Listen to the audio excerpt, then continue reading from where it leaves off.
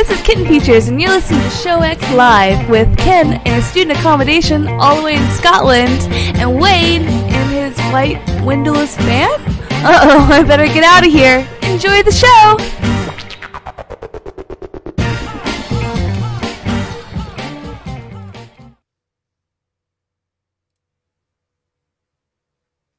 Hello, everybody, and welcome to Show X on VTWProductions.com. You're listening live at 2 p.m. Eastern, 7 p.m. GMT on this Sunday, June 10th, 2018. So hopefully this is going out all right and everybody's hearing me. I have had to do some adjustments in the studio here. Let's see. Oh, I know what I need to do there. And I need to check to make sure I'm not listening to myself. Bad streams. That was on Twitch. On YouTube, I think I'm fine. So we'll see how this is going. Although on the YouTube one, I need to look at the live dashboard, right? Live streaming. Oh, that's what I need. Live streaming. So hopefully those who are watching in, it's coming out and you can see what's going on, and you'll see that, as is stated, Ken is not here today. Unfortunately, I got a message from Ken just before. Okay, yeah. So am I still echoey? Because I had to, like, adjust. Oh, I am still echoey. Because I have an extra channel on that it shouldn't be on. Okay, let's remove that one.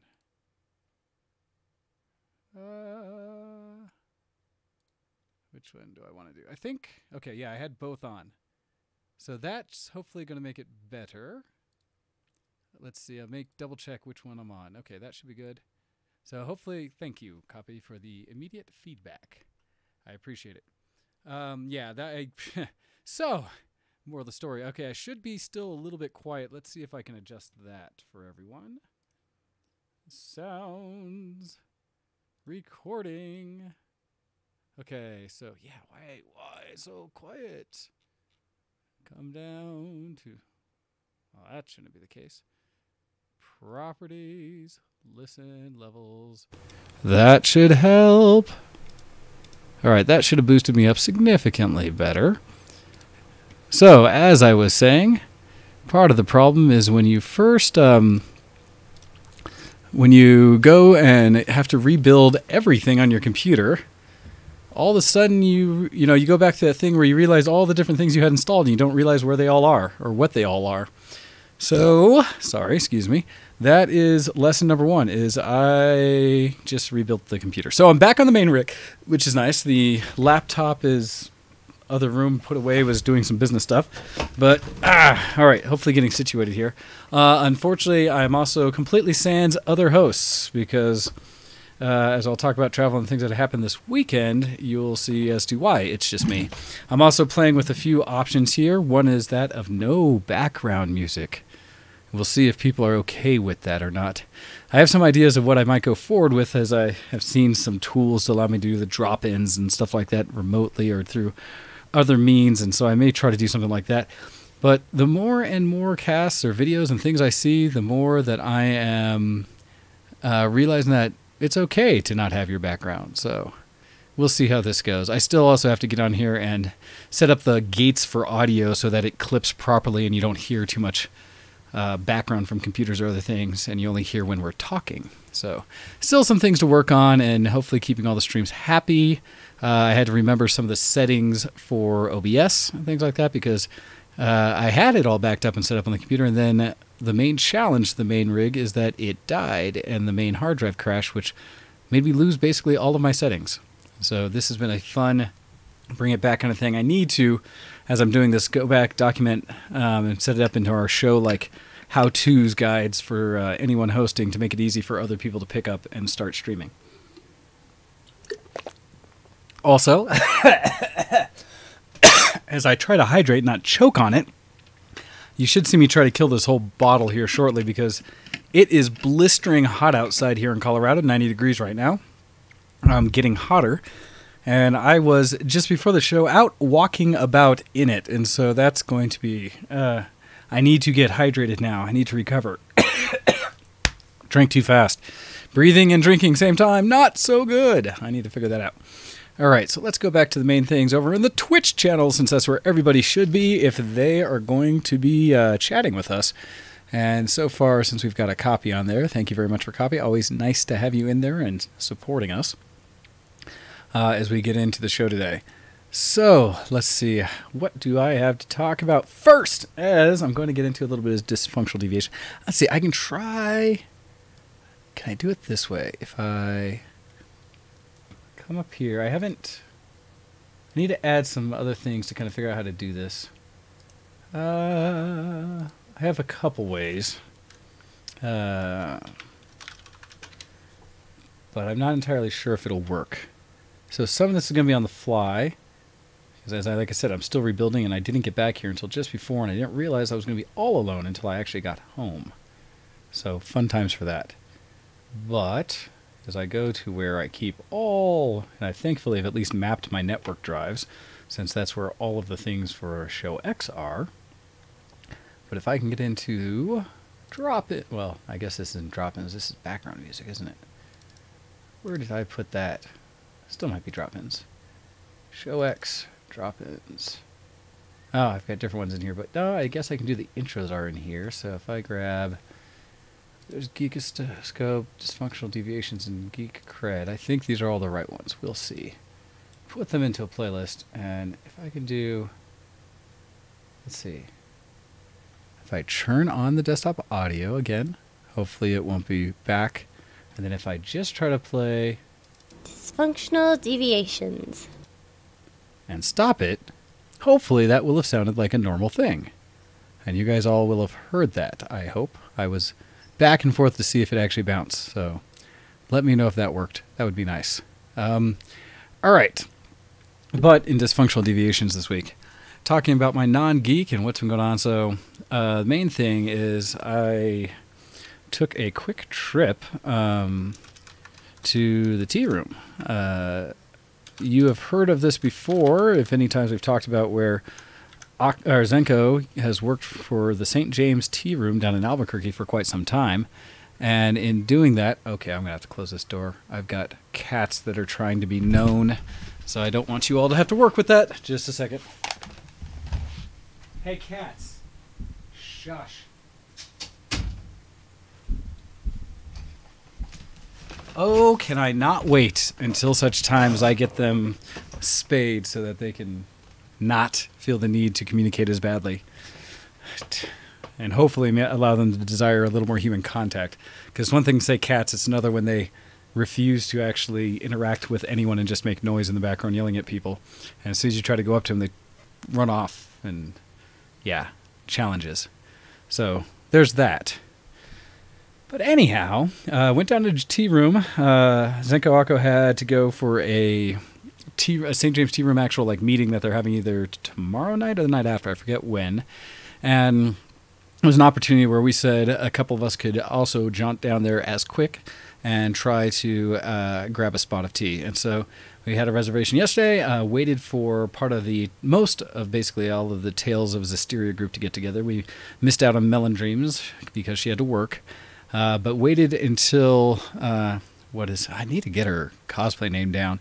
It would be, was it Haname, I believe, is her cosplay name? To get off work at 2 in the morning, at which point went over to her house, picked her up, and then myself and Haname went down, drove the 6.5-ish hours to Albuquerque, and kind of got there during the day. Bit exhausting, did have to switch drivers a couple times to make it down, but got there somewhere around just before noon. What else did we do? We grabbed some food and everything, and then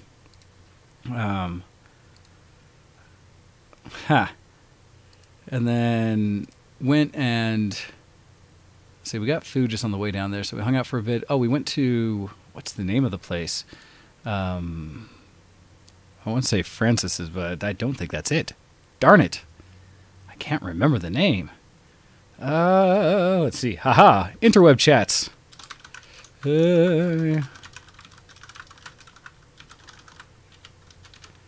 So I will ask the group, and they should be hopefully get an answer quick. But went down and had lunch, a place that has great New Mexican food, as well as what they're kind of known for is a finish. The Frontier. Went to the Frontier right outside of the main college campus. And from there, kind of wandered around, hit some of the antique stores around town, as well as a vintage clothing store, kind of all in that downtown area, and mostly spent some time doing some Pokemon hunting throughout, because since that entire part of the group has been playing Pokemon Go, although we now represent all 3 teams because Anime decided to choose that yellow one. So unfortunately couldn't lobby enough to get another Valor out there for us in VTW land. That's all right. Still went around, caught a lot of Pokemon, especially because this has been a water event over the last weekend or so. And so catching all kinds of water Pokemon, especially focusing on starters, because anytime I can get a Squirtle, trying to pick them up and throw candies at them to make sure I get as many Squirtle candies as possible so I can do some upgrades. So I've been doing that. What else did we do while we were down there? Always enjoy getting to talk to Zenko's parents. They are a wealth of entertainment and information. Her father is such an old school technical geek.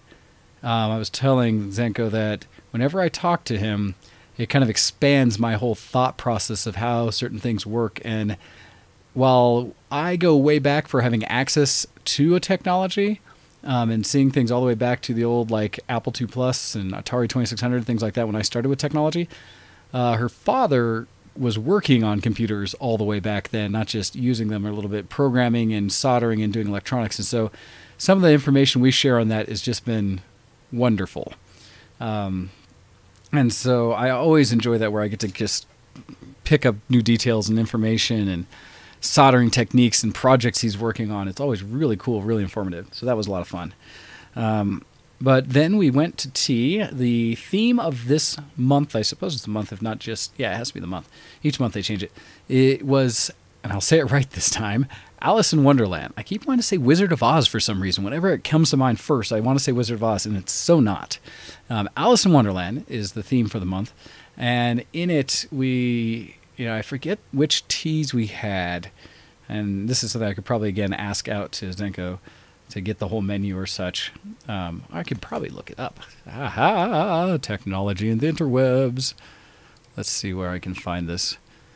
And also, please, feedback if anything changes through. I am not going through virtual cables right now. Everything's going direct because I don't have a remote call-in from Ken, and because I had very little time to set this up. So I went directly to the, oh, hey, let me just plug it directly into Sam so you guys don't get any lag or delay and go straight in. So, and who knows, maybe I'll find a more refined way to do this so that Ken can still hear everything. But I have thoughts. I'm trying to really embrace OBS Studio to figure out how I can make the show cleaner for everyone.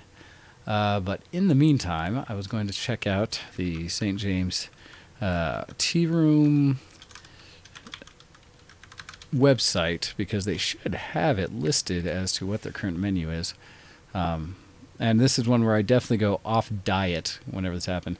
They also do great little promotional videos or pictures and stuff ahead of time, where they had a bunch of the staff dress up in Alice in Wonderland style clothing, Mad Hatter and things like that to get ready for it. But the current menu is called Whimsical Wonderland Tea Party. It'll be served until July 1st, and I'll just throw this at you guys because it was so tasty. And it's wonderful because the servers basically read out a script that Zenko writes up for it. So they give you a very wonderful just kind of introduction to each course.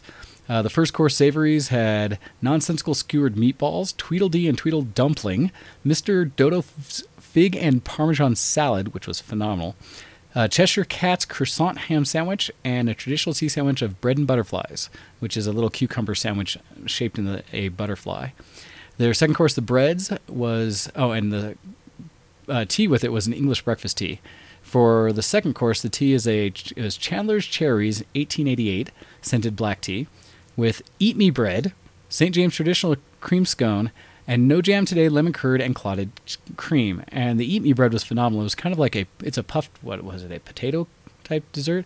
But it was basically a donut wrapped with bacon and a little bit of very small granular sugar on it. It was a surprisingly good mix of sweet and savory in that. And the official sweets part was served with Van Gogh Smiling herbal tea, which is kind of a fruity flavored tea. It was Queen of Hearts deck of cookies, a cookie with a little strawberry filling and a card shape cut out of part of the top layer of it. The White Rabbit's Strawberry Lemon Cake, which is my favorite of the desserts, and the Mad Hatter's Chocolate Top Hat. And so that was all the courses that we had, and it was super tasty. It was really wonderful. So if you are anywhere near Albuquerque this month and want to check out a whimsical meal like that, feel free.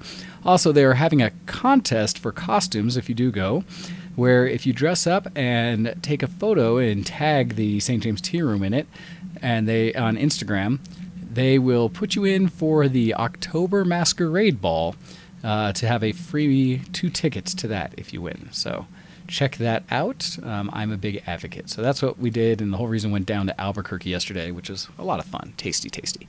Beyond that, and hey, welcome, Kuro. Good to see you. I will say, Kuro, every time I do that drive, I'm driving through Pueblo, and I think of you when I do. So I always wish I had more time than what I had today to be able to stop in and say hello. I need to make a point to come down there and just hang out again. But let's see. Also down there, after tea and such, we did a little more we did that before Pokemon. It actually ended up late enough that I basically just crashed after all was said and done. I went and got gas and crashed.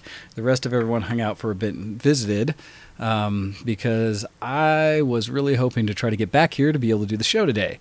And that is a long drive, and so I didn't want to leave too late in the morning. So I actually went to bed so I could get up at 2 in the morning to start the drive back here, which did. And from there, was able to get back in time. In fact, got back, made good time.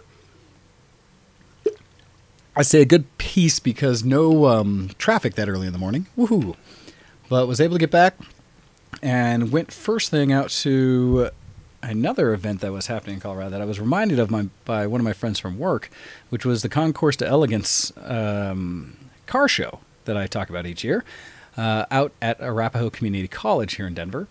This is one that is the most expensive cars that I ever see, all in one place. And for it, and I did it today like I've done every previous time I've gone to the show, I essentially just run there right before the show, get a quick run through as many cars as I can before having to drive all the way back, since it's about 25 minutes or so away, and then get it settled, then get started for the show. And so, and this time I had to do it even faster. Normally I would roll in like right before the show, and I'd have Ken playing music and such, and then I would pick up. Well, both fold because Ken's not here this week, and because I had to do some tweaking on the rig to make sure we even have a show today, that I kind of absconded early from the show faster than I like, which is probably good though, because after getting home, I got home long enough to eat some donuts. So add to that that was other things. We went to Rebel Donuts down in Albuquerque. It was one that was suggested to Hyde by a coworker as a compliment or something similar to be compared to local donut Voodoo Donuts here in Denver, in Colorado, which is famous for having kind of eclectic different styles of donuts and things. And so with that, they, cereal on donuts, things like that, filled with very exuberant things. In fact, down there they had they actually make cake-sized donuts specifically to have as a cake for parties and things. But went and brought back several of those, mostly because I'd wanted to surprise her coworker to say, hey, that place you mentioned, we went to. But also picked up some for myself, and because I was doing the no carbs, worrying about that anything for the weekend, I ate some for breakfast today. But ate some donuts, grabbed some water, and ran out to the car show. Thought I was just going to run around and see all the cars quick, which I did. And it was interesting because this year at least they've changed things up, and it rotated a lot of where those cars are at. It seemed like every year I'd gone before, the Mustangs were still pretty much in the same place, and so were the Vets, which are the two biggest car well, the Vets is probably the biggest car club that shows up. This year there was very strong showing from the Porsche Club, and they moved them a little closer to the front. And kind of shuffled around some of the smaller groups, but the more expensive, like the Ferraris and Lamborghinis and such. There was a surprisingly good number of Jaguars this year and Lotuses, as well as a kind of surprising mix of Audis and Saabs that were all around, but very pretty to look at. For me, I would say, because they have the BMWs this time, not as much for me, and neither were the Aston Martins. They were all right, but there weren't any that I really loved. And so, yeah, those. For me, gosh, the cars that really shine, they had a couple of really expensive Lamborghinis. Even the McLarens this year, I guess, were just kind of average to me because I've seen them and they haven't really changed. But they were there. They had several 4GTs, which was exciting, including GT40. I don't know if it was original or just a example of one, but they had several 4GTs for to be shown. And then, let's say, the Lamborghini Aventador, they had some of those. And there were a few other groups there that like brought show cars. A couple of the dealers had brought some of theirs, as well as a detail shop, the Man Cave, which is one that I know a lot of people through that. Yes, actually, Kuro, there was a 2017 GT. The brand new 4GT was there as well, and it looked amazing. They had the 3 generations of them kind of right next to each other. The original GT40, the newer 4GT, and one of the brand new GTs, all set up behind a rope next to each other, as well as several other of just the 4GT around, but only one of the brand new GT, since those apparently are very limited. I forget what the numbers or the run on that was, but it's very limited. But yeah, those were all there, and was it a blue one? I have to look through. I did take pictures, have them on my camera here, but I didn't have time to offload them to be able to show everybody. Since I don't have my apps installed that I normally edit with in here, since I have to redo all that still. That's one of those things about rebuilding a computer is it's easy enough to get up, and because I was trying to recover the main hard drive to just kind of go back into the same install as before, but that did not work. I had seen the data using a low-level recovery tool, Test Disk, initially, but then when I tried and installed the new drives and reworked the buses on it so that I could actually see the drives, and I should walk through this whole process of what it took to do, but I'll wait till the Geek Cred for that. But in essence, I was no longer able to recover that information, so I had to do a fresh install of Windows, which is great. Everything's, runs smooth and clean, except that all those settings I relied on and the things you forget that you did are gone. And so a lot of from memory real quick just to get things running. Ha! So much pain. Yeah, exactly. That whole thing about having to install Lightroom yesterday. Yep. And I was actually getting down on my Lightroom workflows due to my little brother, so that'll be fine. It's just getting everything put together that I actually use. Let's see. Other than, where else should I look on this? And I might do a desktop capture at some point here, although setting it up live might be interesting. Let's see, to show some of the stuff I've been modeling and stuff. Because I've done some modeling and printing, but we'll get back to that. All right, other things. So the Concourse Elegance, what other cars were there that were super exciting? They actually had a lot of old cars there, like original Ford Model T style, but not quite that old. The production ones, they had some of a whole slew of different ones that were of that same kind of era. One of which that I really liked was a wood-paneled police wagon, paddy wagon, where in the back it opened up and it had the barred windows on it. Don't know if it's fully original because the bars and everything were wood, but it looked really pretty. And it was an old Ford. That was neat. They also had, gosh, what was the one? There was one that was super shiny where almost every surface of it seemed mirrored on the interior. But one of the old style cars that everything's a lever except for the steering wheel. In fact, the steering column, the windshield was a piece of glass just attached to the steering column on it, the actual column coming up from the dash. And it didn't have any footrests or anything. It just had like these, well, literally footrests. Instead of a place for the feet, it had these raised little like metal places to put your feet, bars that went across. I wonder if I can find, I don't know if I could find the name of it on my camera. It'd be too small. But that was really cool. Let's see. You are talking about, Kuro brings up about his barbecue and stuff that he's looking at for his birthday, but also, oh, is this another show that's happening? National Street Rod? Yeah, those will be an interesting one. I'll have to see when those are. I'm doing a bit of a reach out in my life here to look at cars some, because it's been a while since I've really done the car geek thing, and so I'm having to revitalize, figure out what that means to me versus all the other geek I've been doing. Because I'm still prepping for other things since we've got DCC this coming weekend now, next weekend. So that's happening. We'll see how that affects the show on Sunday as well. I may be on the mobile rig for that one, still be downtown. Always busy here in Denver, always busy with Show X, but trying to make sure it keeps happening. But also with the show, like I said, everything's beautiful and pretty. I took some shots of the actual people in the white lab coats and gloves doing the inspection of some of the cars. The one I saw was one of the Supras that was there. There were two Supras, the nicer, newer style, like 96 Turbo Supras, that were both really clean. One was a gray one, was a red one. Or no, it might have been black and gray. But they were just going through one of them, so I got a kind of a picture of the guy showing it off. And there's another one that a gal was showing. Oh, gosh, this was an old car that was kind of funky looking. but it was one that I don't think it was the wood panel Woody one that I saw. I think it was a different one. But she was mentioning that it was a very rare car that they kept making up through the 80s, but only a few at a time. And she just had realized that they shut down production not long ago overall. But so they kept making them, I guess. But she was talking that now they're gone and how many there were left as she was trying to talk to the judges, showing how rare hers is, things like that. But also for me, a highlight of the show probably had to have been that one of my buddies was there from work. The one who had reminded me about it. I didn't realize he was bringing his cars up there. And I say cars because he even surprised me that he's got 2 that he had on show. And I don't want to out him too much on because I don't know how many people know which cars he has. But so no names mentioned. But he has a beautiful, I forget what year. He says 5 years old now, so it must be a 13 or something, 13 or 14, Camaro ZL1. Their top-end, highest horsepower, highest trim Camaro of the new breed. And what he had done with it, because he maintains and keeps the most beautiful vehicles. They're always stellar, no matter what, like how expensive or not they are. But he tricked it out with, gosh, does he have 20s on it or so? These beautiful red anodized wheels.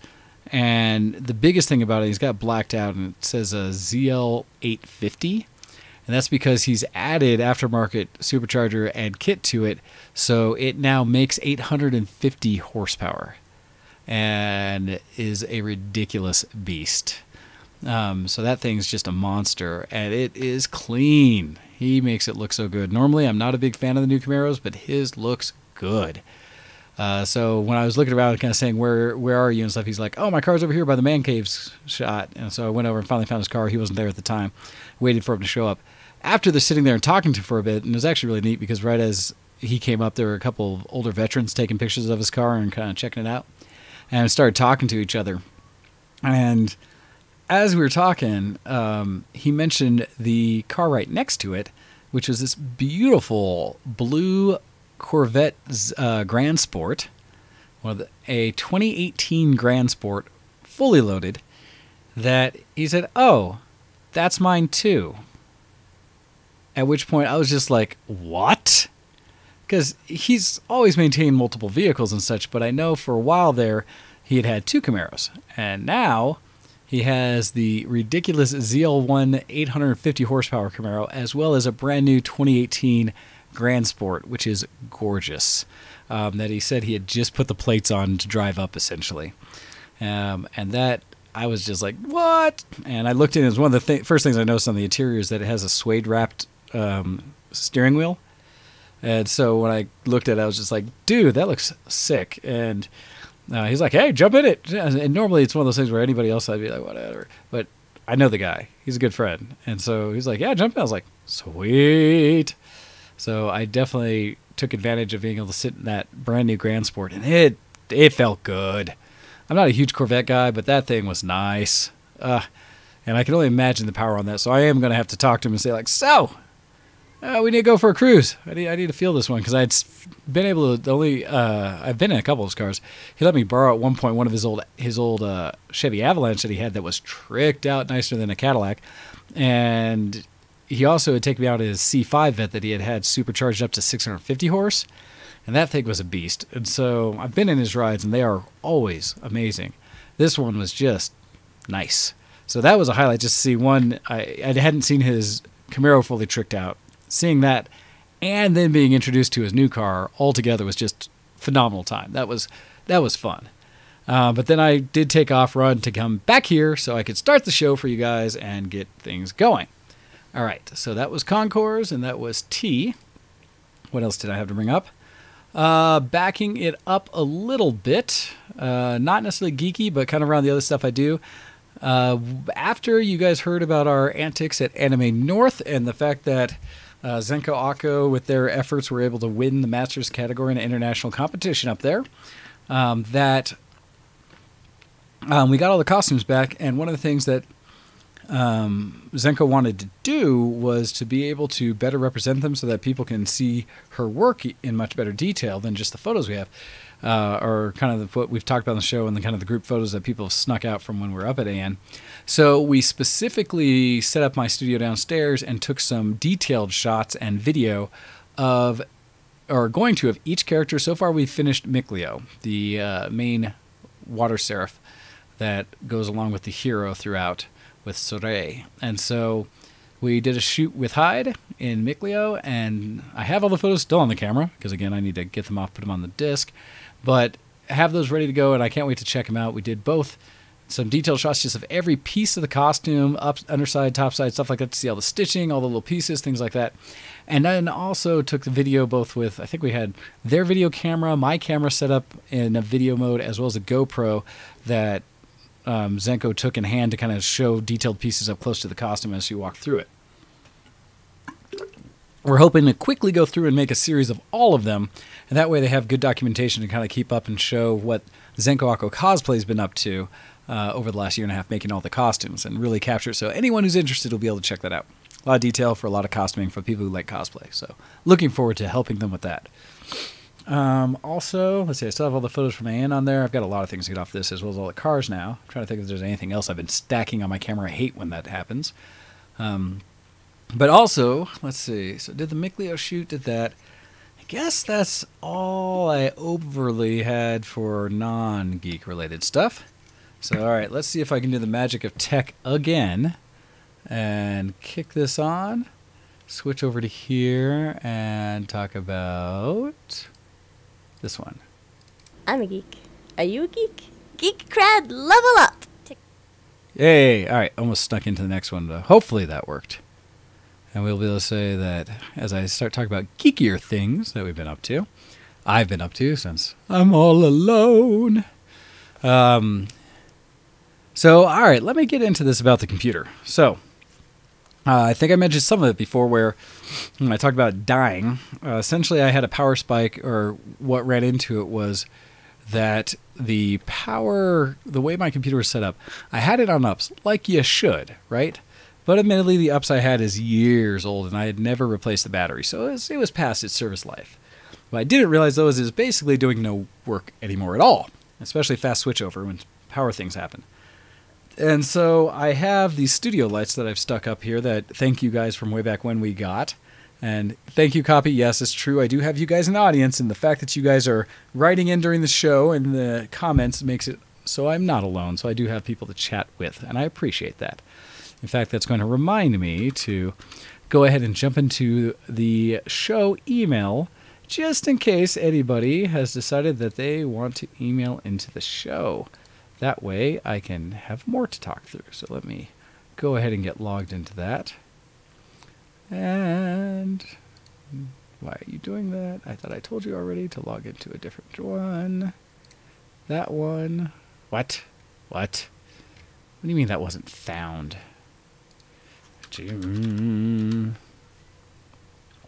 Yeah, there. That's what I did. I wanted to add an account. And sign into, yes, an account. Yeah. Yeah. Yay! Okay, that time it worked. Ooh, look at all those things in there. Most of which are not emails from people, but stats and updates. And so I need to mark several of these as I don't care at the moment. Just so I don't hope they're more than they are.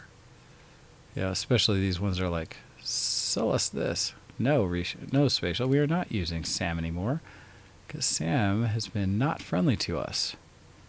So we will just take all of those and send you guys to the trash can. Yes. But what's nice, I look through, I get to see all the people who have subscribed on Twitch. Thank you very much. I need to fill out, now that I have this back up, and actually Ken should have some of it, so I'm hoping his computer, when it got wiped, didn't lose the transition stuff I sent him from OBS, so that he can send them back to me. Let's see if that will work, so I don't have to figure it all out from scratch again.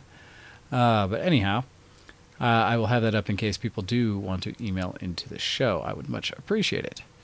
Oh, look at that. Even people, older ones like St. Uther. Awesome. I love seeing what you guys have set up and who's been following. Awesome, awesome. All right. I also have some news in there, but we'll wait for that till probably next week because we have more local news we got to talk about. All right. So the computer. So I had on the ups, and with those lights that I have, I would just pull the light out of the socket, turn them off and on because they don't have switches, at least not anywhere close. I think any switches are on the back of the actual lights themselves, which are mounted on the ceiling so that I can just have them ready to go anytime and they're not in anybody's face. And so the challenge is with them up there, like I said, I just had access to the plugs on the ground, so I would just pop them off. No big deal, right? They're in a power strip that is basically, I thought, isolated from the main ups, but somehow there must be enough connection between them, because when I did, every once in a while my computer would just hard reset. And just like it got a signal enough through the power, or there's enough of a fluctuation in the power that the computer would be like, nope, I give up, and reboot. Very frustrating, and to me still makes no real sense as to why that should have happened through the power strip and old ups and into the power supply itself. I don't understand it. If it's a spike in the signal or something like that that's telling to kill, I don't know, but it seems ridiculous to me. And yeah, that's true. Copy, I did send you a bunch of your own. But still, you can always talk about your geek cred, especially with your new system. And so this last time, though, unfortunately, after doing stuff, I pulled the light to shut it off. And in doing so, when it hard hit, every once in a while when it would do this, it would corrupt my boot record on the boot drive, which I've run into multiple times. So I wasn't stressing it when it happened, but it happened right as we were going to Anime North. So I was like, all right, I'll deal with this when I get back. Got back and started messing with it, and go figure, it wasn't just the master boot record. I went through all of my normal recovery steps to try to build a new master boot record and just bring it back up. What actually happened is that the actual partition for the boot drive, the boot partition itself, got corrupted.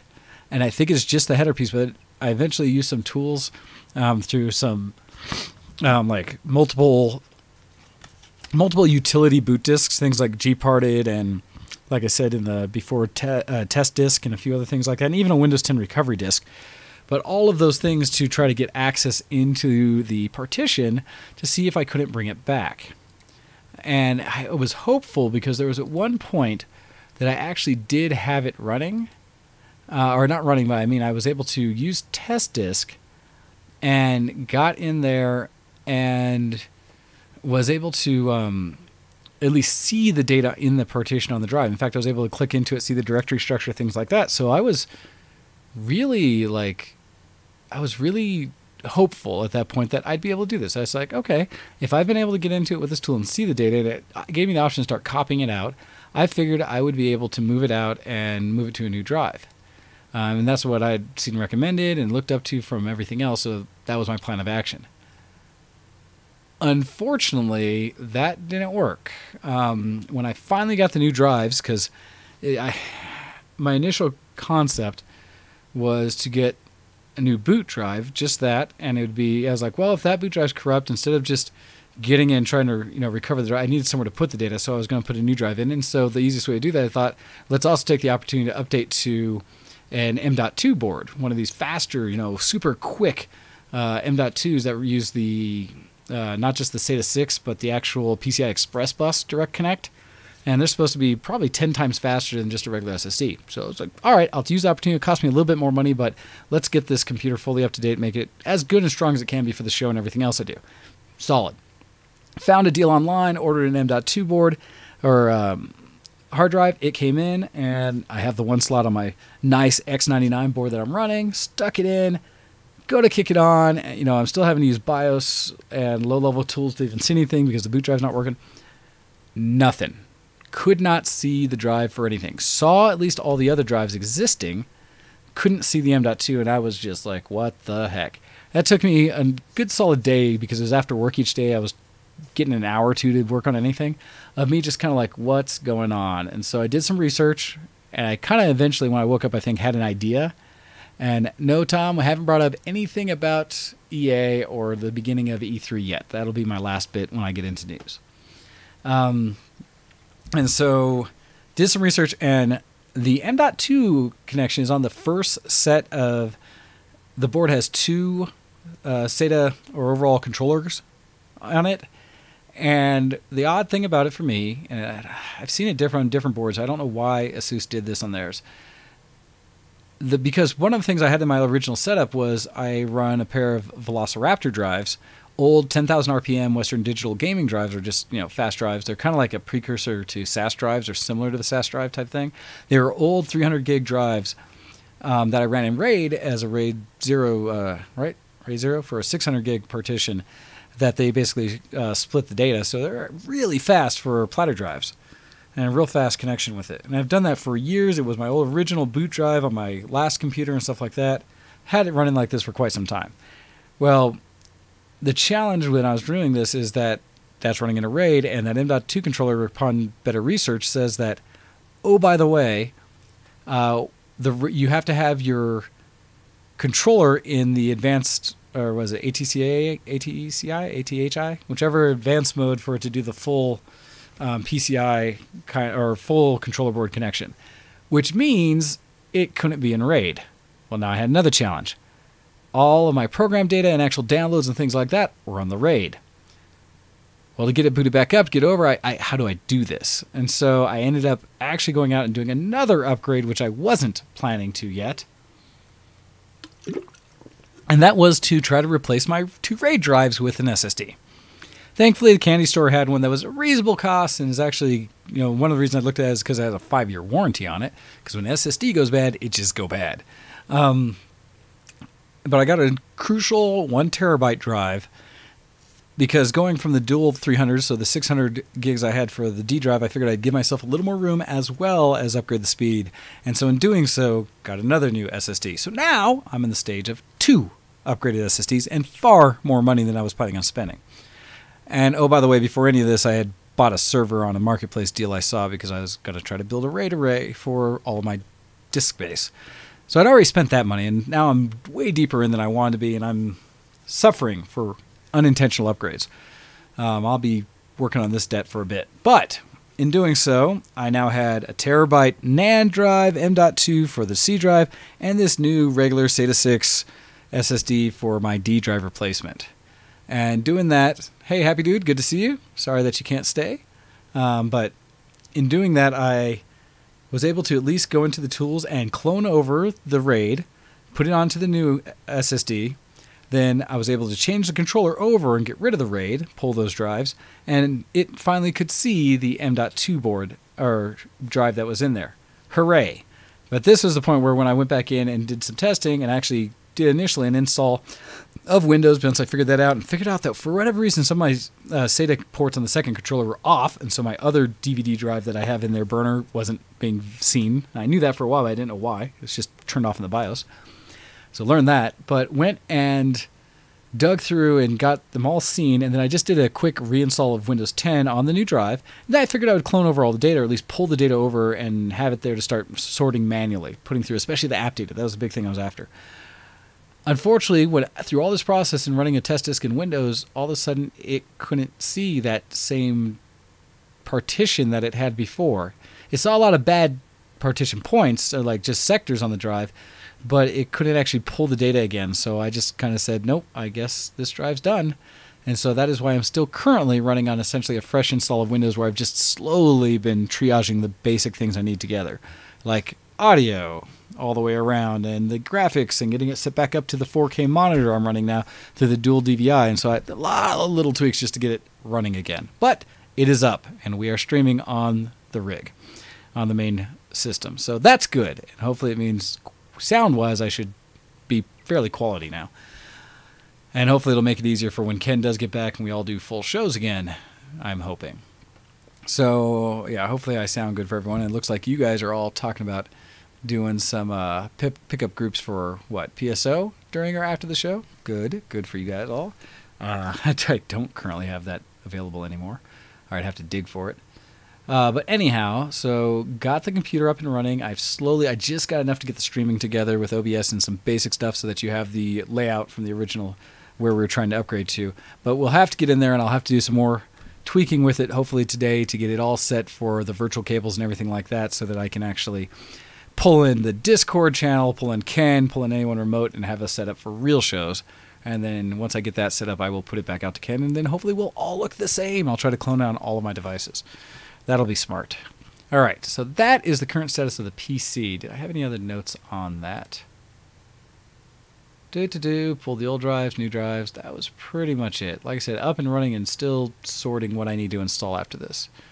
The other thing I had said real quick was the server. I don't know if I'd mentioned that before or not. Oh, are you guys like spamming stuff so that our chatbot is saying no? Let's see. Happy Dude, all of the, what is it, all upper caves? When did you do that? Oh no, I see message deleted. Uh-oh. What were you doing?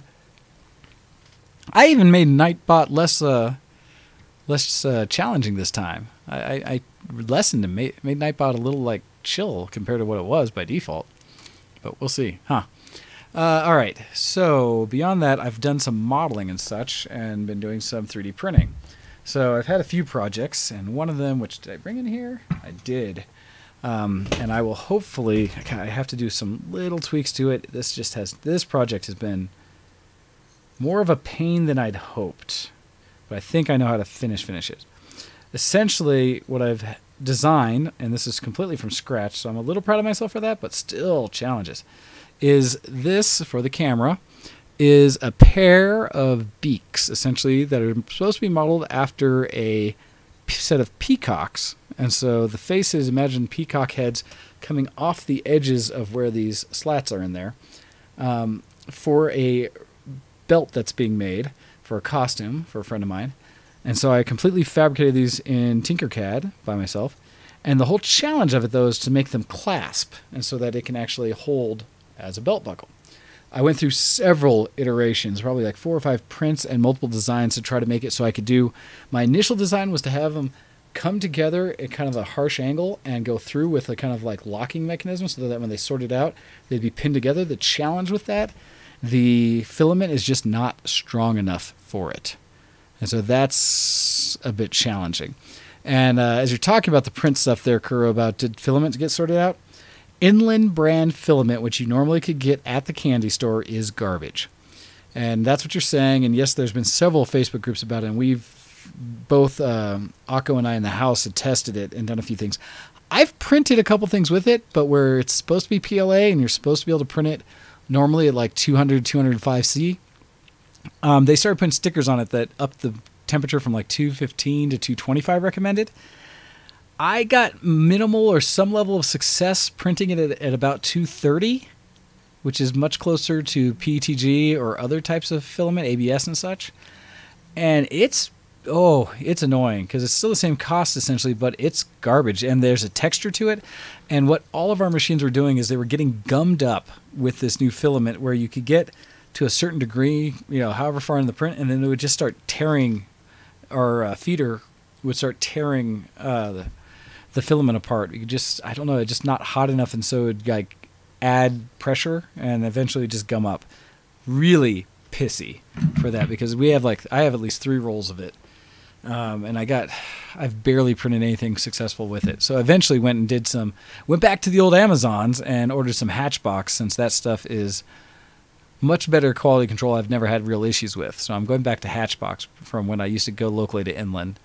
But yeah, they changed. It sounded like the best information I heard was that they had changed manufacturers or added a manufacturer because of the demand of their inexpensive filament because their old stuff was so good.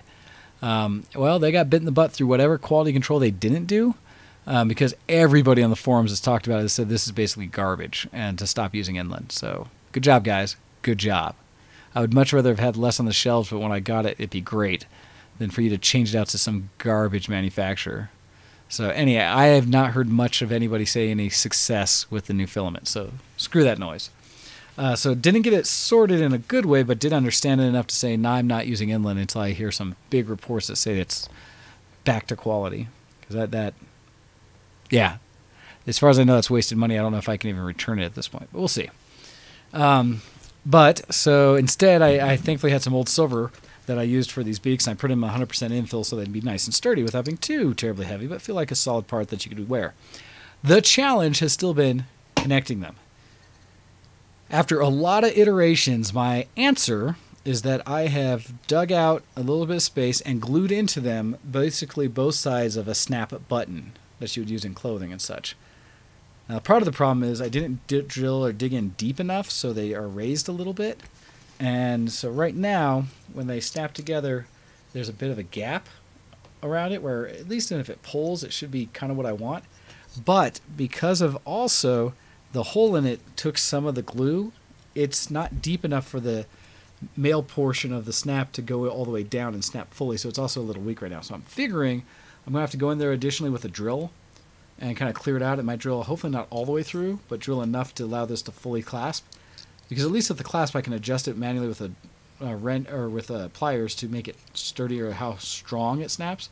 But right now the challenge is it doesn't snap in 100% of the way. There's probably about a full millimeter gap still there. So hopefully if I drill that out, that'll work. Because if this could hold, then I'm done with this commission, which would be wonderful. Because I have 2 more I'm sitting on right now, 3 more that I'm sitting on right now. Anyhow, I also, for the costume event at the tea room, did a quick 1-day print where I found a model for a stopwatch that I print out large to be able to work for Hyde's White Rabbit costume that she did. And it succeeded, but man, did I have to get in there and do some tweaking, because big enough model, and I made it super thin and a crazy infill that starts very light and then gets denser as it gets towards the top layer so that the top has something to adhere to. It progresses in through a number of layers. Did all of that, thinned the walls, everything. So it's actually really light clock or stopwatch. It made it big. Where the estimate that I had in Cura, because I'm currently using the Cura slicer, was that it would take about 9.5 hours or so to print, which I was like, sweet, that should be perfect. That should get us done before midnight. We're leaving at 3 in the morning to head down there initially. Well, as it was printing, I started seeing some estimates on the printer itself on my R2, where the software in there started saying like, oh yeah, this will be done. And initially it said like that 9 hours or so. Like, oh cool, everything agrees, we're happy. Until it started printing past the initial base layers of what like the where all the towers and supports were going to be and into the main print. Once it got in there, all of a sudden that estimate started changing and creeping a bit. I was like, what? And I'd already taken another step where normally the default in Cura for what I was doing was about 40 millimeter per second print speed, which is actually kind of slow compared to several. And I did some quick checks on forums of what people were printing on for their R2s, and most of them were saying about 65 or 60-ish. So, another, 20 or so, 30% faster. Or, 150% of the original speed. So I saw that, and I was like, all right, let me also do that to speed it up, which is actually where I got down to that, like 9-ish hours. But faster than I had been. So I was all right, we can do this. So I got it printing faster, and people are saying don't really go over 65, and I upped the temp a little bit just so it'd be smoother. So you guys say that, but this is the slicer software. It should really have a better idea of how long it's going to take to print. It really should. You're putting the actual speed in there, unless it's really not doing well accounting for transitions and such. It seems like you could do that because it has to map out all the movement, and even then it has the speed at which the system can move even when it's not printing. So all those numbers should be known. It should be easier to estimate, or at least a lot closer. I don't know why it was off. Well, so then getting it printing, it was working. It was fun. I was like, all right, I got you going. But I started looking at the time because it still had crept up to about that 20-ish, 24-hour estimation. So I went into the controls on the printer, since it was already going, and sped it up again. On the printer, I was able to up it eventually. I did in little steps, about 5 or 10% at a time. But eventually got it up to the full max of 125% of what it was already going at. And so I took it, and let's get the actual number that it should have been trying to reach. I don't know if there's limits to how much faster that could be. Oh no, that's not what I want. There we go. But it went from, it should have been from 65 millimeters per second to trying to print at essentially 81 1/4. Just over 81 millimeters per second, which is another pretty good increase at 25% more. So I did all of that, and then also had to turn up the amount of extrusion it was doing, because the faster it goes, it needs more plastic. So I also turned that up to the max of 125%. And together, it worked. Now, there were definitely some details, because as it printed up the face, the numbers themselves, it seemed like it didn't quite get under them as well as it had other places, and that might have been some of the progressive infill.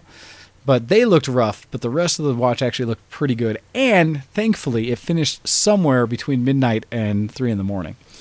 But I had to tweak all of that for it to even get close to what originally the estimate was. So it was about 25% off or more. So kind of what you're saying is about 80% accurate. That's kind of close to that. And yeah, I have Simplify 3D. I just need to, again, reinstall everything and play with that one again, because I hadn't ever really got the settings set up for my printers right in Simplify, so I haven't played enough time with it. Cura I was comfortable with.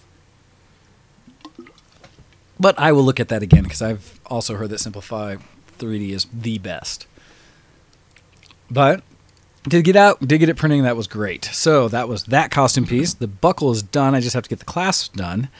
And then, let's see, I also was commissioned to do a neck scarf kind of ring that has some skulls on it from Melon Dreams. So I'm hoping to get that done. I haven't even started that one yet. But in the meantime, let's see, this is where, if I can share my screen appropriately without breaking anything. Also, I didn't hear from anyone. Copy, were you in for the intro of the show, and did it play normally over? Because I used a different technique for it to play. And so I'm kind of curious if it at least played. It might have been echoey because I had multiple inputs in there, but I wanted to see if it did play through. I saw it bouncing. I wanted to make sure it was the intro and it sounded right. Before I move too many things off the screen. All right, I'm going to try to bring in another feed here, which, let's see, that I should be able to get rid of. Yes. And that I should also be able to get rid of, I think. Sorry, I had too many things built in. I was trying to figure out how to get all the audio in there. All right, so what I want to add in here is a display capture or a window capture. Which one is display? We'll see if this one works. Now the challenge is, because I am running a smaller, oh, well, that shows the full desktop, but it's at 4K, so that could be interesting. Maybe I shouldn't do that. That shows a lot of things off. So let's not do that one. Instead, let's see. I mean, I could show you all 4K. It's just you're not going to be able to see anything at that resolution. Yep, so let's instead add, I could do a browser, I guess. Let's see, what am I trying to capture? Yeah, her window. We'll do a window capture. I don't know which one's going to be better for what I'm trying to do here. Images, game display. We'll do window. I could do it on the other display, I guess, instead of my main. Yeah, let's do that one. We'll do the display capture, but we'll do secondary. That way it'll be the smaller one, not the 4K one. Wait, why wouldn't it? Where's display one? What? What? It only lets me see the main display? That is some garbage! That is garbage! Oh, I'm so disappointed. Oh, wait. Ah, no, don't do that. I want you to actually... trying to do it real time. Darn thing. Oh, that's just preview. I don't want to preview it. I want it to actually be a thing. I can't grab the right display. Okay. Then you'll go away. Yes, instead I will do a browser one then. I tried, guys. I tried. This will be... what am I using for that edge? So we'll try to get the Edge browser. Although there are so many instances of it, I don't even know if that will work. That's annoying. Like, how do you tell which one is the run you want? Nope. Oh, so I got that. Weird. Okay. I don't know how to do this in a good way then. I'll have to play with that some more. I wanted to show the 3D model I was working on for this sword. I can do it on the whole display, but it's going to be like the whole display. It's going to not look good to you guys. I'm trying to say. Well, I can try. So we'll see what you guys tell me how it looks. We'll do it that way. If it works, say so. If it's too tiny, just let me know and I'll be like, oh well, gave it a shot. And so we'll try one more time. Display. Because it won't let me do a subset of it. So that's happening. And we'll make it the top thing. Oh, no, wait, it's doing it. Okay, it's just doing it in the way I didn't expect it to. It's only showing, well, that's because of how big this thing is. All right, we will move it to the bottom one like I want. All right, so this window specifically. All right, I'm going to switch on the display. And so you'll be able to see what's now on my desktop. There we go. And I am going to specifically show you in Tinkercad, right now my favorite online editing software. This is a sword for a local cosplayer. Oh, what the heck happened there? Did what? What? Where did half of this go? What? That's not cool. This is missing a large portion right here. That should be a whole nother guard here that has a bunch of things. Something got re-put together in the wrong order on that. I think I know what, but I'll have to play with that again because it should all be saved in here, and I don't know why it would have been edited, but anyhow. That guard is supposed to have slats on this side and a nice shape over here that I was really proud I got. That's frustrating to see. Anyhow, the guard is supposed to attach to this handle, which is going to go the other way. And the handle is set up, which I was really proud of it. We'll see if it works. Digitally, it makes sense. It has a screw piece here and the female end here on the bottom. And so they should line up perfectly. And in fact, the gap's made slightly bigger so that you should be able to take the handle, slide it up onto the guard, and just twist it until it links up. At which point, if this is all printed in one piece, these bottom parts should line up to the disc on the bottom here to make it look like the actual artwork that I am trying to mimic, which I will drag into frame now, which is a sword, and this is from Grand Blue Fantasy. The character, oh, what's her name on this one? Catalina. Yeah, Catalina is the character for this one. And so this is the part of the guard that you should be seeing and disappeared somehow. So I'm disappointed in that. But this overall model took me about a day to make in Tinkercad. One of the reasons I really like it. Flexible to the point where I was able to make the sword the full length, and now I'm going to have to slice it, put pins in it, things like that, so that's able to be printed and then reassembled. I even put a hole for the carbon fiber rod I would stick in there for support. Things like that. Making this spiral piece was exceptionally difficult because it's two spirals, which are one of the primitives that you can bring in, I think from Shape Generator. And I forget which one specifically I did, but I brought it in shape and twisted and pulled it in such a way that finally got the shape I was after. That should match up, but that took a while, and then positioning it so that it's essentially equidistant and you can still get a hand in there. That'll be to tested still. Still not sure how that's going to work, but hopefully it will. And put it all together and have this beautiful sword like that I just shown. But now that this piece is missing, I'm going to have to do some tweaking on it. But that one I'm actually quite proud of. Wait, did it not transition like it was supposed to? Have you guys not been able to see this? Why? Thank you, Copy, for seeing that now that it's like, hey, that stuff that I was talking about and trying to show off. Ah, buttons, all the buttons. Reiterate. I'll just zoom in on so you can see it again since I've been talking about it even though you hadn't seen it. Pommel. This piece here that I had modeled through multiple pieces. Lots of stuff to get it to all accurately match.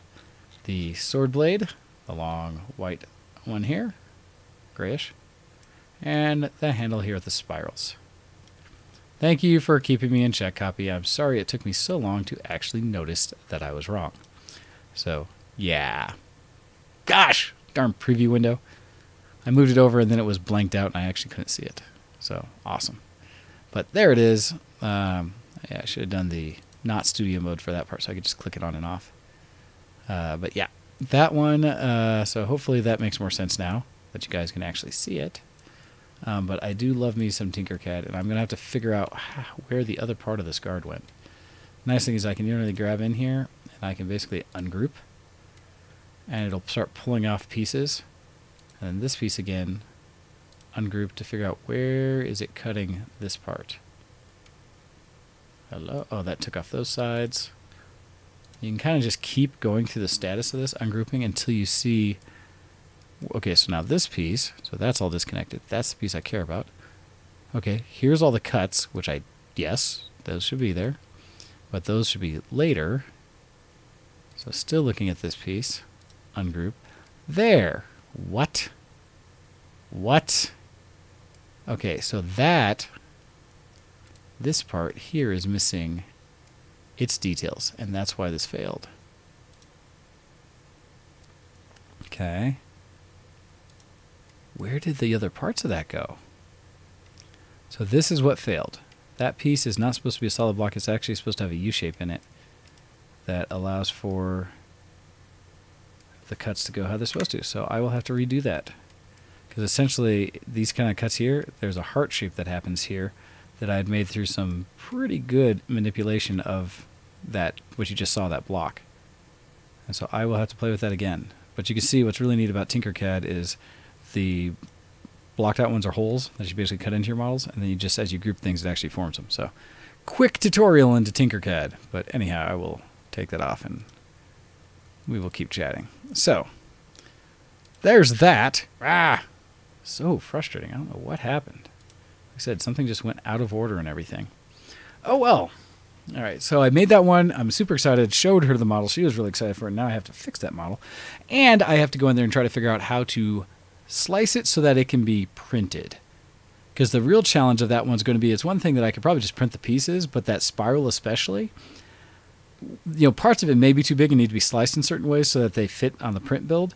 That part's going to be exceptionally difficult because those spirals need to either self-support or are going to require a lot of supports to print properly. And so I'm trying to think, do I print it upside down or right side? I don't know yet. And so that's going to be an interesting challenge that I'm not sure if I'm ready for. So I'm going to play with the slicing software and see, because also I know the handle's so long that I pretty much have to do it in multiple pieces. And so how much of that can I do as separate pieces? Or I don't know. So that's something I have to figure out still. That'll be fun. But once I get that sorted and cut the sword and pin it properly, I think I'll be done. Although this sword also has an opportunity to, if I can make it glow on the actual blade. So I'm tempted to go through and actually learn. I have some videos out there how to do some foam casting, which I've never done before, but it would hopefully make it so that the sword part of it would actually be soft foam that would be cosplay safe. Plastic's usually good, but still there's a few places I've been that have gotten a little concerned about how sturdy plastic can be and therefore sharp. And I've actually printed like knives and stuff that can hurt, and even the beaks on these things, pointy things, can suck. So admittedly, solid plastic is still could be a threat. But with that, because if I could, I have an idea of how to wire the whole thing up that would make it beautiful, but I have to figure out if that's an option yet. First, I'll just do this, and then if it works, I'll look at what else I can do for modeling it and make it more exciting.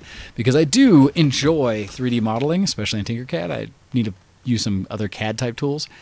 But, gosh, more and more people are commissioning me, and I'm having fun doing it. So I'm probably, and I've mentioned this before, going to rebrand my Death House Productions piece as a 3D modeling aspect versus it being photography, and I'll come up with a new photography thing. All right, while doing this, though, I am far past time for a potential break, and so let me bring up the various things to see if I can turn this over and still do a break, just not as normally as I would. So I think if I were to, let's see, where was that directory? Add in. Yeah, I can do Fusion 360. It's more the question of like training on it. That's probably my biggest challenge, Kuro. I want to say I've played with Fusion a little bit, and I appreciate you bringing that up. I'll have to play with it some more. I actually have a lot of things to ask you, Kuro. I have some ideas for the servers, well, for all the hard drives I want. Because I want a 3.5-inch 4U, or a 4U bay that has 3.5-inch hot swappable SATA drives. Probably 20 of them at 24. I found some cases I'm interested in. Although not the money to do it yet. All right, so I've got the intros, but now I was looking for if I was going to play, oh yeah, the hooks before going in and out of show. Because I think I can still do that much of it. I just have to get show stuff, intros. Intros. No, I don't want intros. I want show X email sting. And I will admit, I don't know if this is the one you did copy, or if this is a different one. And so I'll throw that one in here, and then I want, so the show X email. What's the other one we do? You're listening to Show X, which is the Show X Sting. I'm going to guess this is the one. Actually, can I play it and hear it myself? Sometimes things break when I do this. Most recently, I've had it where if I'm streaming out or something, the internet all of a sudden is like, I'm not going to play something else. Nope, that's not it. Haha! But I think I got this to work so that at least you'll be able to hear it when I do play it. And so now, if I do this one. Wait, what? No, what are you doing? Again, things are new, and now it's all of a sudden trying to do Microsoft Groove setup. I don't care about that. Just play the damn clip. I need to preview this.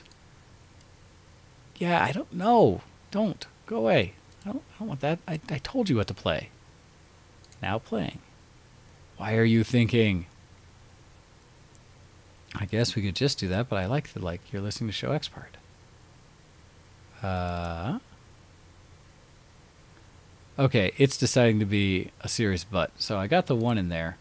But I figured if I pulled in the one, and if I then pulled in music right after it, I could play the music and be okay. I just absolutely have to be back before it finishes.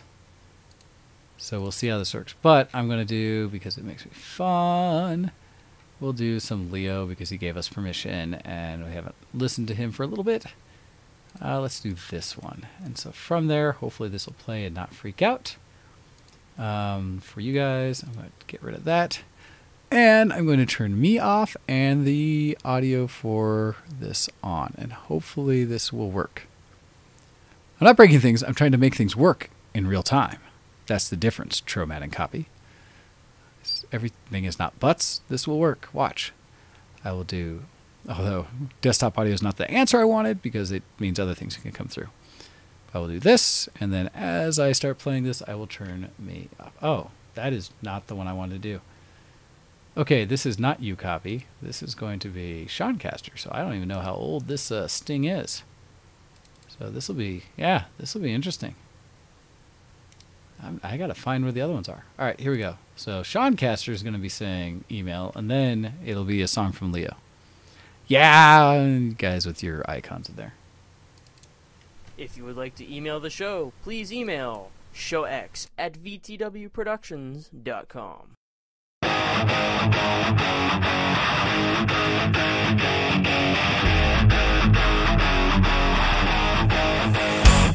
Informer, you know say that was on me, I go there. I lick your boom boom down. The victim understands that was always down, that's over down the there. I lick your boom boom down. Informer, you know say that was on me, I go there. I lick your boom boom down. The victim understands that was always down, that's over down the there. I lick your boom boom down. Police are under the comment and they roll down me door. Running a watch through my window, so they put me in the back of car. I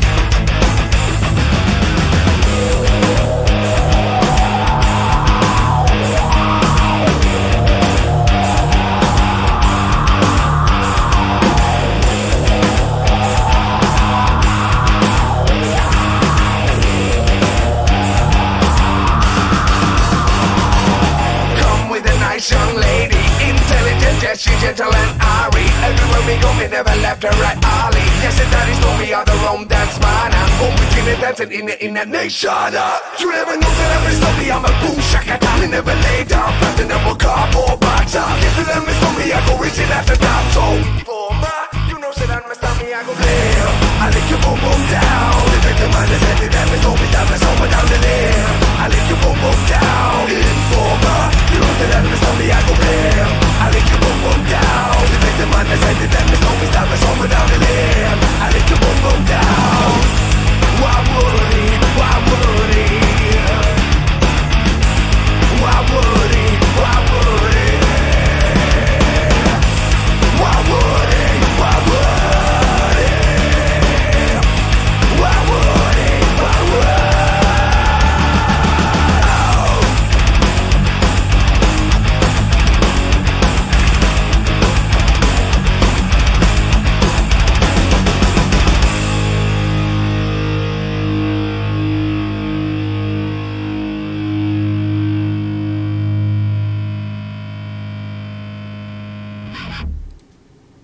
Hey everybody and welcome back. Alright, so that hopefully worked. And I hear cats again, but I have the door closed. Ha! And other challenges with technology, and we'll get back into and finish no more stories that and actually talk some news here. But I have, because I got the solar installed in the house, and thankfully so far it's been more power than I've used for all my utilities through the month for gas and electric. So every month I've got a check back from the electric company, so that's felt like a good investment so far. With that, I got one of those Nest programmable thermostats, which for the most part seems pretty cool. However, for whatever reason, I swear I went through it on the Nest itself this time because I've used the remote app, the desktop app, and the Nest itself to set it as a consistent temp throughout for cooling. Every day it seems like I come in and it's off. And it's because I have it set for, right now for me, 74, which is still pretty warm. But it suddenly is set to like 77. And I went through the last time and hit every single day an hour on it to make sure it was set to 74 all the time. Just I'm keeping it consistent because I wanted to get to a normal temp, see how it felt, and then start tweaking it again. But I keep coming in, it's like 77, and so now in the office, because of this darn 4K behemoth in front of me, it creates so much heat that it was starting to get toasty in here with the door shut while trying to keep, loud cats out of the mix. So anyhow, got that going. Hey, St. Uther, good to see you. How's it going, sir? And so that's, all the challenges. Anyhow, let's get back into some content. So with that, let's try this again. And actually, it's fun as I know I can set up some transitions to make this even slicker in the future. But for the triage show, let's get it to do it this way, as we're now going to talk about Technology, news, and more today on the Geekoscope. All right, so on the Geekoscope today, well, what's big, everybody? I would say E3. Can we get a little 3 E's? The Electronic Entertainment Expo is kicking off this week, so everybody warm up all of your basic news station channels, the ShowX Facebook page, and everywhere else that you like to go to get all of your gaming content, because you're about to get flooded with everything that is going to be coming out this week from all the different game manufacturers. Yes, the EEE, I like that, St. Uther. Nice. That from here, as I say, going well, Agri-SSW. Equaling. But going in there, so the latest E3 news. So the biggest one, or the only, for me so far, real news that's happened is that we had the EA, 2-hour presentation that went on yesterday. Which I did watch basically all the way through. I took little jumps ahead because a lot of it was just silly nonsense talking. So you can probably go out there and find, in fact, let's see if I can do this as a real-time piece of this, at least to have it visible behind me, so you're not just looking at me at this. But as I show you the desktop again, and we go into E3 2018 EA, and there should be, so there's the full one, which is like, honestly is like 2 hours something, 240 or something like that. Blah. There should be several examples you can watch that were much shorter. Because I watched the live stream one that was done by and commentated over by, was it Rooster Teeth? Which was fine and all, but it was like 2 hours, 45 minutes, and 45 minutes of that at the beginning was waiting for them to start. Which is so lame. I am such not a fan of that. And so for this, and we will make it so I don't hear it, and I will get past their ad so I can actually start showing it. Yes, as I put this on screen for you guys to watch, as I continue to stretch things, make it all so you can see it all. See everything. There you go. Make it prettier. All right. So the E3 conference came in and started off with just this weird, and whenever I see these things, I don't know what to think of it, because, you know, for us, the viewer, they had this big, like, virtual reality, kind of augmented reality, in your face kind of thing that happened. But I don't know what the audience saw, right? Because for us, they can project it out as though this thing literally came out of the screen, and this shot from Anthem. And the host who comes out apparently is a intern that's been involved with a lot of their community stuff for EA, commentates through this whole thing, makes, you know, all the normal wisecrack jokes and things like that. But in all essence, to me, wasn't that meaningful. So it comes out with essentially DICE gets in there right away, which was probably for me one of the highlights as they started talking about Battlefield 5. Cool, right? All right, World War II, Battlefield, down for it. Still working on the Frostbite engine, and it looks like bigger locales. They talked about size of things and stuff like that. There's going to be bigger maps than we've seen any previous. They specifically talk about the ability to just run and jump out a window and keep running and stuff like that. So added mobility, things like that. I like how fast they're running through the water there. It makes no sense. Talked about one of the big things being able to move in placements and things like that normally you would take as a strategic advantage. Destructibility being one of the major things to be able to actually just tear through buildings and stuff, so snipers and such won't necessarily be as safe. I did like when this one hits how the snow comes falling off the roof. That's actually a pretty cool effect. And so, but at the same time, that as they're making tanks more powerful, which I actually agree with, because tanks should be very powerful, I hope they balance it with ways to either take tanks out better, which I'm not actually as much a fan of. More, I'm a fan of slower, less respawns of vehicles, so that vehicles are much more important to keep alive. Because that's one of my biggest complaints with all the Battlefields, is the tanks and stuff are really cool, really fun to pilot, but they make them almost trash because they're fairly easy to destroy, but then they respawn so dang fast just in general settings, and I know that's configurable, that it doesn't make it as important to either keep one alive or take one out. I feel like if they made them so they spawn a lot less, you would have people actually focusing to kill them. Anyhow, show detail. They're talking about this having a single-player experience that is really going to focus on the lives of individuals throughout and talk some stories about kind of how those characters all do their things. And so just kind of all this gameplay, a lot of it's showing like animation, kind of other effects you could do with things, which makes it look very interesting.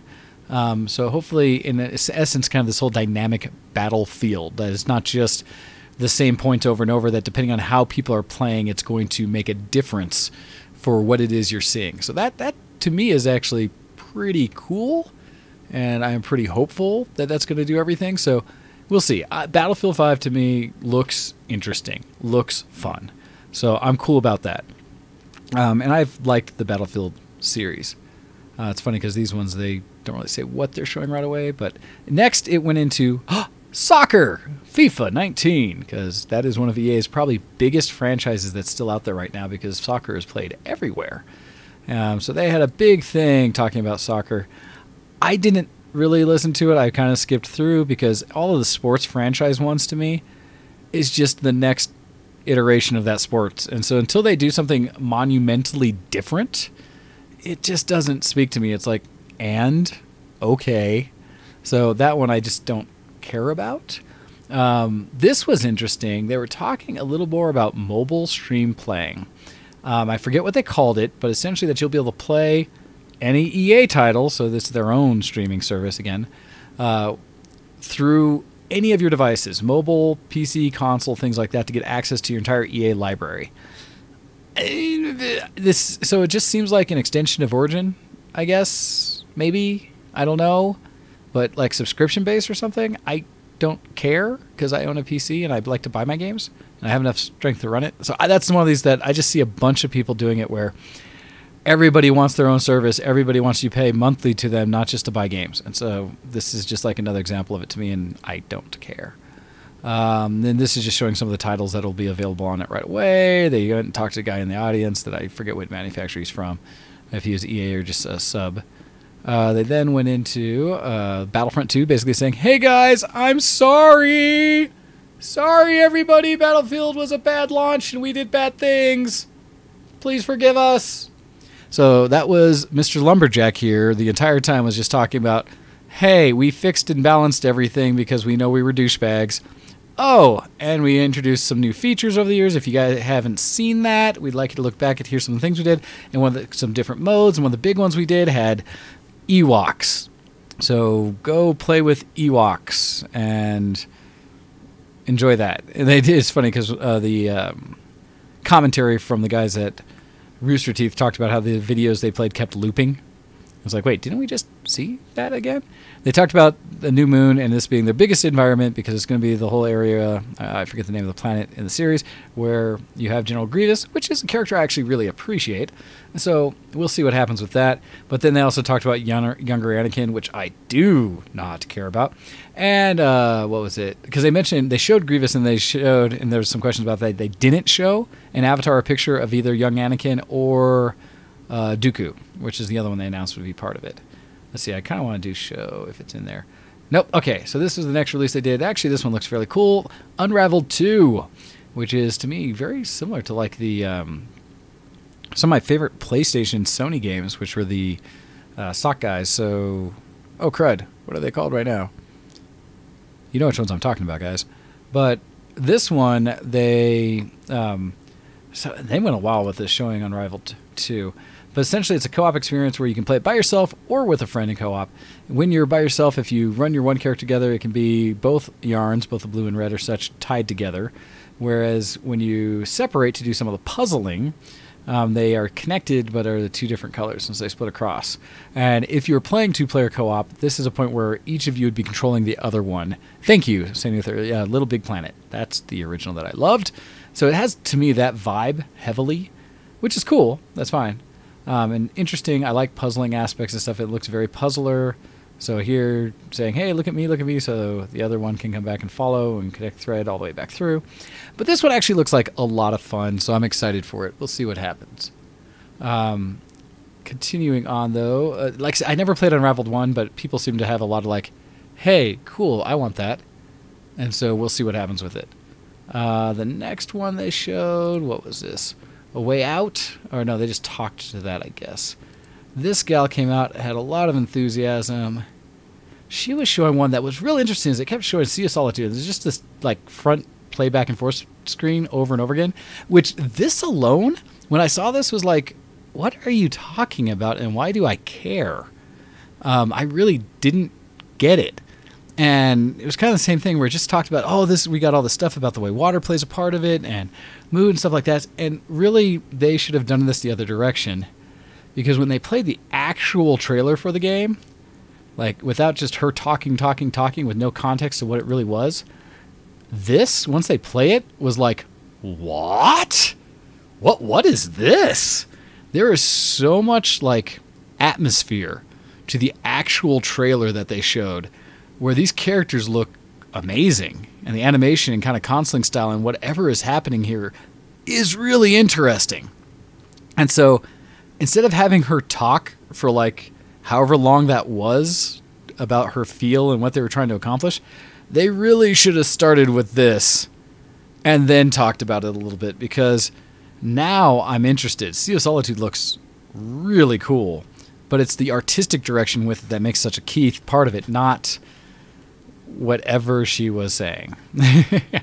They then went into basketball, which again, much like the soccer, I was like, I don't care. And they brought some professional gamers out, and I don't care. They're talking about Madden, and I don't care. It's Madden, so it's another one. Okay, and a championship belt, and I don't know, did they play each other? I skipped all of this because it's like, okay, it's another Madden. That's all you need to say. It's another Madden, and here are the key upgrade features why you should care compared to whatever last franchise of the Madden you bought, like whatever last year you had, other than a roster update. So that's all that matters. All right, this one switched over and was actually kind of interesting in that they were showing mobile competitive gaming, where two people going after each other using tactical level like strategy against each other, tactical level units back and forth. And at first it was funny. It was they're just doing it. They did not say the name, right? Over and over. They just kind of showed it. I want to say they show, where's the gameplay? Here they show they're playing on the phone. You can see them moving units and setting things up and trying to build and take things out so they can control, so they can get the missile, because when you ever get it, and it fully, whoever owns it, when it fully fills, it shoots at the other guy, thus taking down some of their base.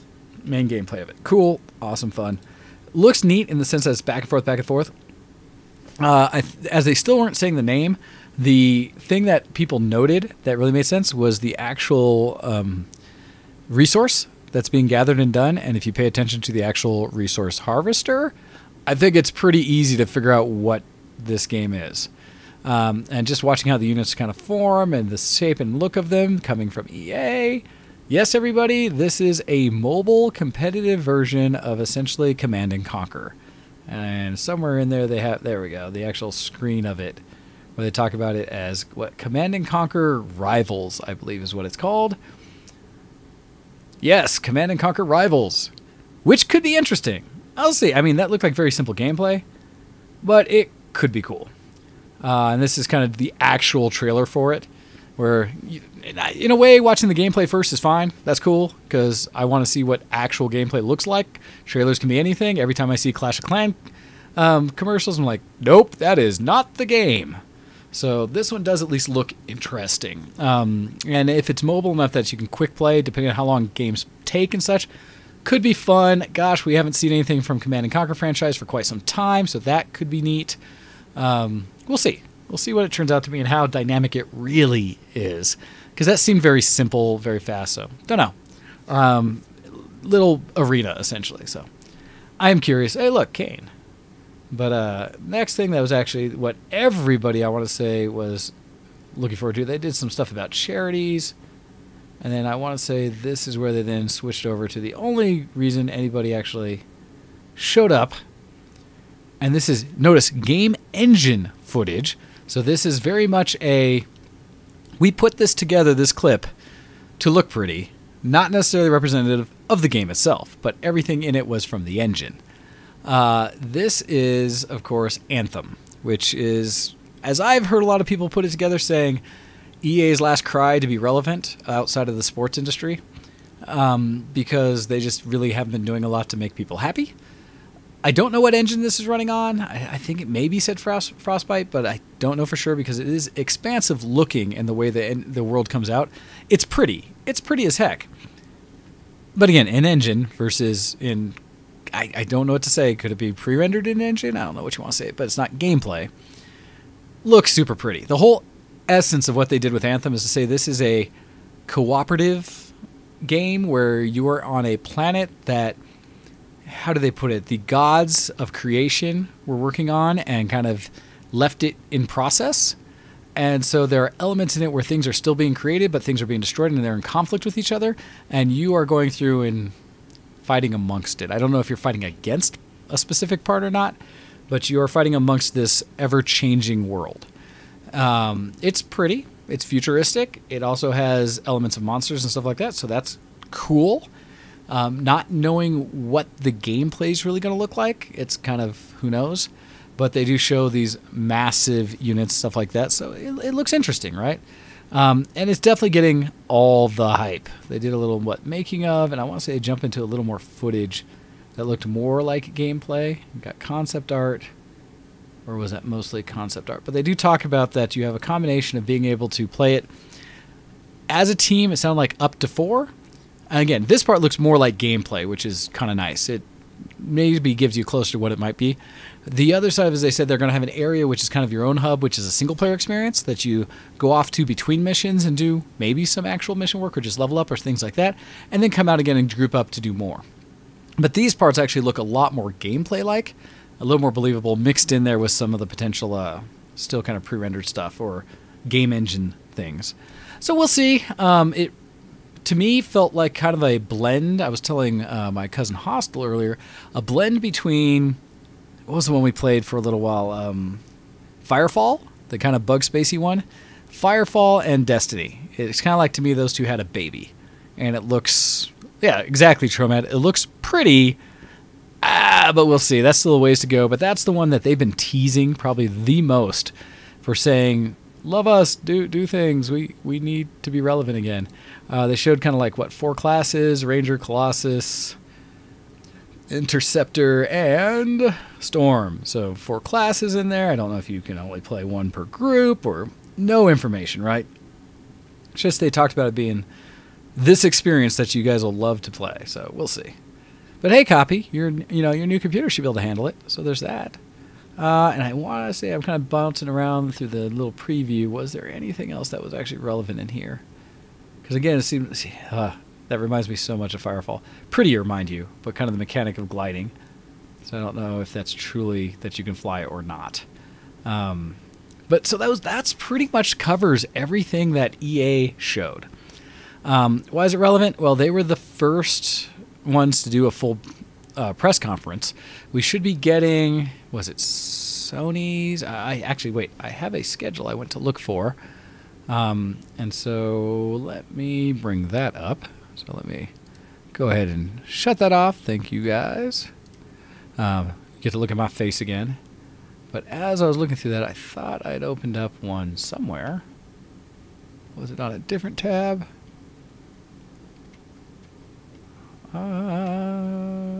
Chrome? Nope, I thought I had it somewhere there where I was trying to find other examples of, or whatever the overall schedule was set up for this week. And I don't see where that went. I might have closed that window by accident. Shucks. Oh well, but yeah, I was going to check out the schedule, see when the next one's coming on, but they all should be kicking out here shortly, and so you can go on YouTube where I get a lot of mine because of the guys who are actually there, since I've never made it myself to E3. But follow your favorite thing to get the latest news, and we'd love to talk more about it, so be happy to come chat with us about what you think's going on with it. That should be fun. Also, before I forget, we on the show have shut down the forums. So hey, if you have been a long-time VTW subscriber and fan of ShowX, you may have remembered that we would keep all our show notes and have various discussions and calls of action and things like that on our forums. Unfortunately, forums seem to be something of the past for most people, and so we have walked away from them for now. We're happy to hear feedback. Send it out at showx@vtwproductions.com, and we will listen to what you have to say. But Ken has put forward that maybe we should spend more time on what all the kids are doing.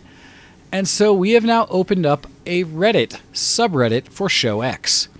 And so if you go to reddit.com, subreddit ShowX, you can find us there, and we're hoping to start some discussions and things there where we can post any of the news you guys are interested in us reviewing. We'll maybe make a section specific for that, as well as just comment and things for the show. So help us continue to grow and change the look and feel of ShowX by participating in the subreddit. Everyone knows I am fairly new to the whole concept of Reddits. They scare me as one of the darker places on the internet. Ken has assured me that that is what all the kids are into, and it's totally okay. So help prove him right by jumping into the Reddit subreddit for ShowX and let us know what's going on. So look for that. Like I said, it is reddit.com/r/ShowX. That's how you get to the subreddit. I'm not sure. I've never done this. So check that out. And yes, Tromad, as you're saying, I've never used Reddit. I've used Reddit once because it came up when I was searching for 3D printer stuff specific to my R2, I think. That there, if nothing else, or actually it might have been the Inland problem when we were talking about the 3D print material from Inland, that the only place we could find anyone talking about it was on a Reddit, I think. So that might have been the one reason we went there. I will make the face I hate. So, yes. Nice thing is, Copy, you at least come into the show each week to talk to us, so that makes it easier for you to, as well as when you send in emails, because those are also ways to get hold of us. But this way, if you want to visit and see what everyone else is talking about to help out the show, check out the Reddit. All right. I have done that piece. They said a lot of this is due to being stuff that Ken would normally do, but he is not here. So, trying to make him proud.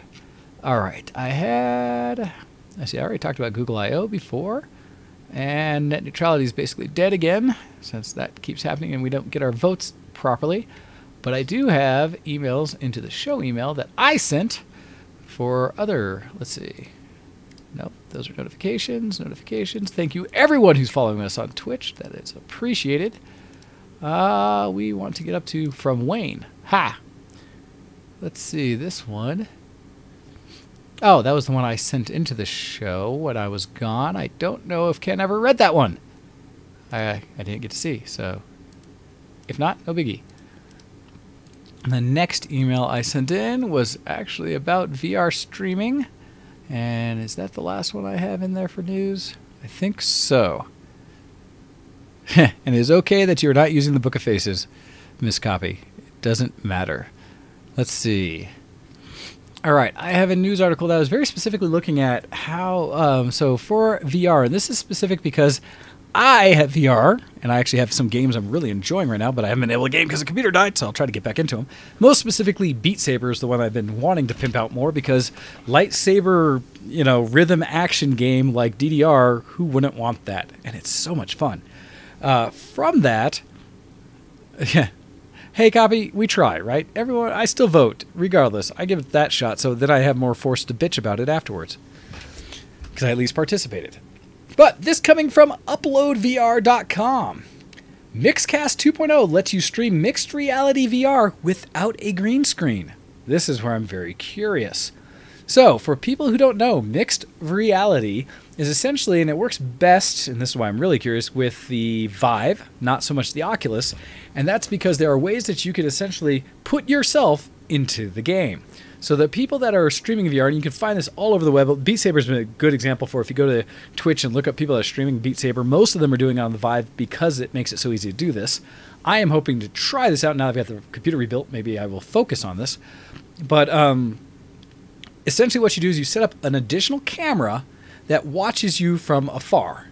And that way people can see yourself, and knowing where the camera's positioned in compared to where you're playing in the VR space, mapping it, allows you to basically project yourself as though you're in the game.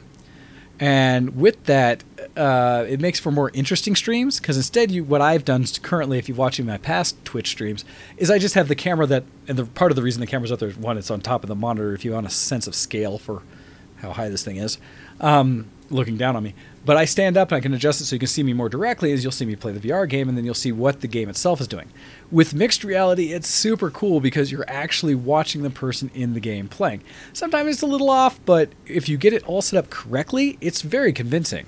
And so for me, I think it's just probably the smoothest and most professional way to showcase VR gaming when you're on stream of any kind. So it's something I'd like to accomplish. So I'm very curious about this because it says, today Blueprint Reality is announcing the release of Mixcast 2.0, which is now available for download.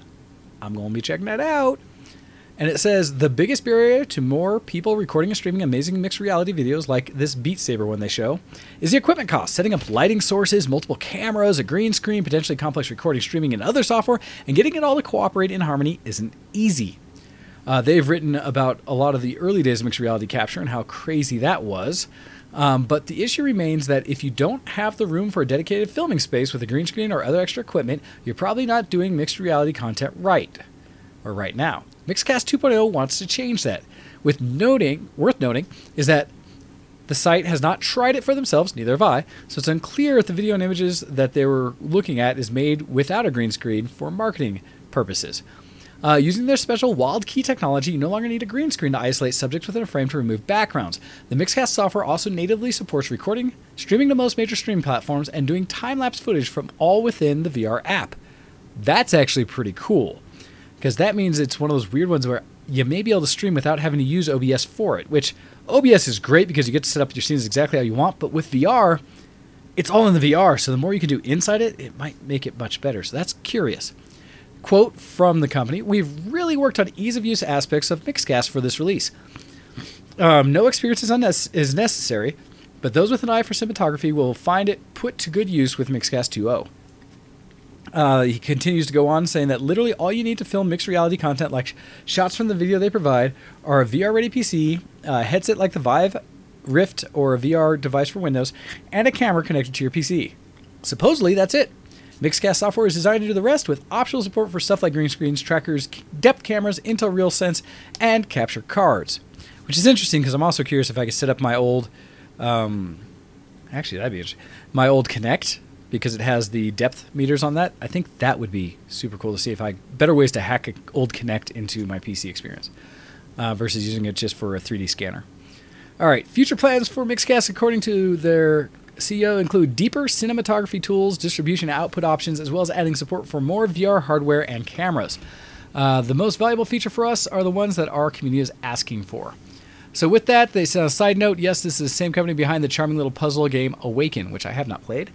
And so they say check it out at the website and see what you think. So for me, my kind of question to everyone would be, is mixed reality and VR casting something that you find interesting or something that you would be curious about?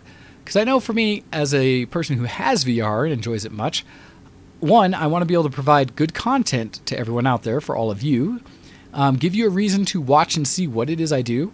I think that would be a lot of fun. And so I'm kind of just curious for your thoughts. Is this something I should pursue, go into, or do you even give a rat's rear about watching other people play games in general, or especially not VR, because who has that weird motion sick VR stuff? I don't know. My challenge also is that I have a very small gaming space right now because I'm playing it at my computer with my desk right here. But that's something I will keep track of, and who knows, maybe I can adjust again. I keep looking at if right now the Vive Pro not so much because although I do like Vive for how it does size, but more compelling is the idea of the next Oculus, but we'll see what people do. And putting one in my main living room where I'd have more space for something like this. So we'll see. I have thoughts on how to do it. Copy says she loves watching people play games.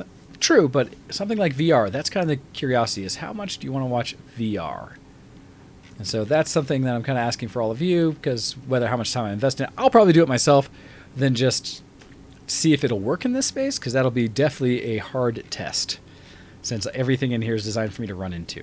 So I'll check it out probably just after the show, as I also try to figure out what else I need to reinstall on the computer, because I haven't put the Oculus software back up, and once I do, I know I'm going to have to readjust all the pieces and parts.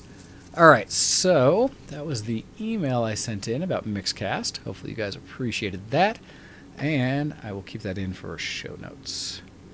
As I'm also going to try to put show notes into the YouTube video. That's where I'm going to try to keep them, because that's where we're keeping things. So hopefully that'll fit in there, and we'll be fine. All right, let's see. As well as, if you do stream, we need to get a collection of all the people who stream, make sure that we rehost you on both the ShowX page and the VTW Gaming page, that we always have content there. So let me know about that. You can always send an email into showx@vtwproductions.com or docdead@gmail, and we can talk about, if you're a streamer, making sure that we support you. All right. I think that's all I had for those. Other topics that you guys have, you say you should totally have put my gameplay in Ken's spot. So you wanted me to go a step further of trying to have are you streaming right now? Because gosh, that's going to take like 2 Twitch windows for me. How would I do that? All right, this is going to be another real-time test. Because I have time and because Copy is saying this as like a, hey, you should have done this. If I go to, which one are you on? Well, you have to be on Copy if you're streaming this. Where are you on Lantis? Which one are you doing? There's Lantis Grayfield. It looks like it. Oh, hey, you actually set up your old videos. Good job. I appreciate that. So the question would be, I'd probably have to keep this open, and so I'd have to like move it into another window, and then I would have to, again, this is all Copy's fault. Oh, just a Skype window capture? That's not the same. I see what you're saying. So in all honesty, though, we've actually started doing this through Discord, so it would have been more of a Discord stream if you were able to do that there as well. Since we are giving up the Skypes for better, less resource hogging in our streams, is that we're hoping that Discord will be better about. At least that's the idea. And so we'll see if it actually works, because we've only tried it once now, I think, for the week, and it was okay. So there's still a lot of testing with that we have to do. But yes, if I brought up Discord, and if I had Atlantis in there, we were doing an actual call, which I don't know how that would work. Although now with your new computer, you should actually be able to do like a decent amount. So that's a thing. And I don't have my multiple audio channel things going right now, so I don't know if I'd be able to pull just your video or if I'd be able to pull your audio as well yet. I have to set up all my mixer stuff, my virtual mixer. Anyhow, I have at least there, so if you try to connect and actually let me know, Copy, we could play with that. But in the meantime, as we get to the last 10 minutes of the show, what other news is out there that I need to cover here, guys? Let's see. Like I said, EA. I had a whole thing about EA News up, and I lost it. I don't know what I must have closed that I lost this. Oh, there we go. Oh, I did have it up here. Aha. Okay, the schedule. So the one I have up here, EA schedule guide. Really? That's what you had? Just, it's terrible. Where's the rest of it? Oh, register login. What? What? That is the dumbest crap I've ever seen. You do not... Oh, just... Grr. Dumb things. I hate when companies do that. When they make you, oh, look, we'll give you the tease of this article, and then we'll tell you have to, like, log in and register and do other stuff to actually see it. Stupid. Showing the ad should be more than enough.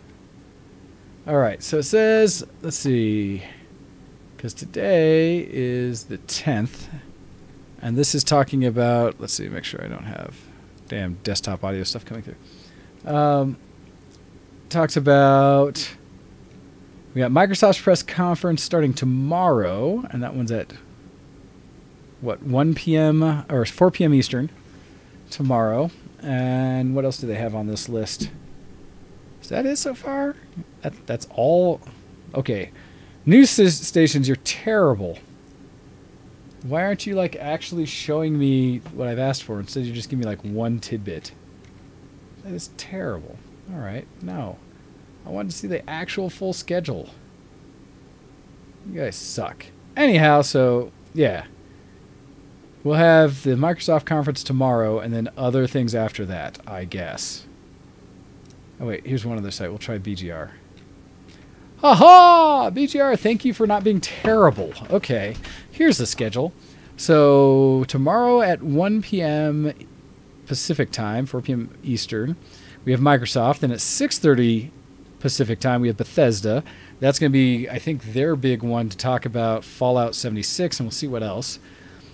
Let's see, Devolver Digital is going to be at 8 o'clock tomorrow, Pacific. And then the next day, we got Squeenix at 10 a.m., Ubisoft at 1 p.m., PC Gaming Show at 3 p.m., which is a Twitch channel, or PC Gamer, okay. Then Sony is going to go at 6 p.m. and Nintendo at 9 a.m. on Tuesday. So those are the main conferences that we'll see coming out. And expect, because E3's actual floor should be open starting tomorrow, I believe, we should be getting a lot of other news clips from everybody who's at E3 talking about the demos and stuff they've seen in person. So, but that's where we should get our big hits of news back from everyone about the actual conference. Also, I do have a question because I've seen this happen before. Are you getting any breakups and timeouts on the stream? Because sometimes when I do a stream too big, it freaks out and says that I'm doing it at a higher capacity than the place I'm streaming it can handle. And I keep seeing my bit rate jump up above 4 meg per second, which I think I don't know if it's Twitch or YouTube that just hates that. And so, curiosity if on Twitch we're actually smooth right now. I may have to adjust that a little bit. All right, so that's the E3 schedule. And I'm trying to remember if there's any other things that I was looking forward to. Anything you guys have seen or looking forward to hearing more about. One of the things I did follow, and if you don't, Jeff Kanata on Twitter is probably one of my favorite people. Let's see. Because he's out at E3, and I am loving of the kind of tweets he puts out, especially in his coverage so far. Because he's just been joking left and right. But when he started it, where is it? Yesterday. Admittedly, he does a lot of political things depending on your views. He's not very positive with our current president here in the U.S., so that's up to you. But some of the stuff he was joking about for the actual gaming things at E3, he does talk about some behind closed door stuff he's seen, stuff like that. But essentially, yeah, here's his jokes. From yesterday during the EA one is that it started out with like E3's about to begin, so like get ready for some live tweeting. Let the hearing loss commence, and then because this is the first announcement was Battlefield 5 was Royale mode because it is required in 2018. That was one of the things that Battlefield 5 did come up with, is saying that one of the free things they'll add after the game is launched is a Royale mode like PUBG, Fortnite, and other games that are doing it. But the part that was good is when he basically said no loot boxes, no season pass. That's what they said for Battlefield. But then he said is the new lens flare because everybody hates that. I was calling you Copy, to try to do this connection thing, but then you weren't there. So that's why I called you. Until you said later we'll try it. But then when he continued to joke on, it says, well, it looks like you guys were right about Battlefield Royale. Sent it out to a few others. And then as he continued on, basically jokingly started saying, FIFA 19 gets a Battle Royale mode. And then, do 10 squats every time a new Battle Royale game mode is announced. Instant ass of champions was a retweet. It's basically that Battle Royale modes are the joke throughout this E3 that every game's getting Battle Royale because everybody needs to be PUBG. And so that will be an interesting thing to follow. But that joke was made several times, which I enjoyed.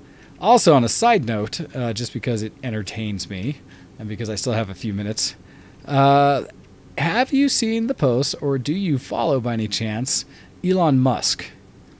Because he's another one who I had followed just because I have Solar City, I have his solar panels, but also it just was, I had noted recently that a lot of the tweets he's put out, at least in my opinion, have been oddly entertaining.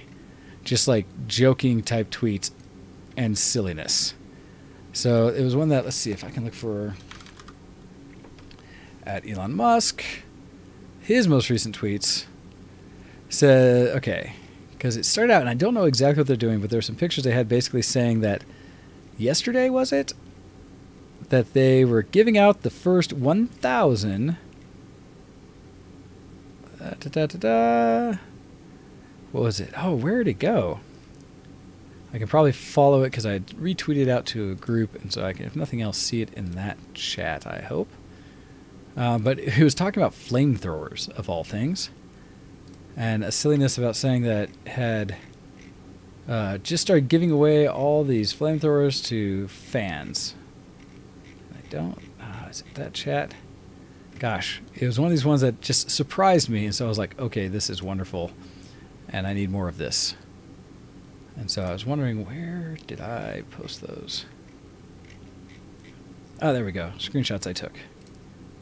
Okay. It started out by saying, first 1,000 Boring Company flamethrowers being picked up today. And if you don't know the Boring Company, that's his company that's actually doing the tunneling underneath, what, San Francisco area or LA? One of those out in California to build...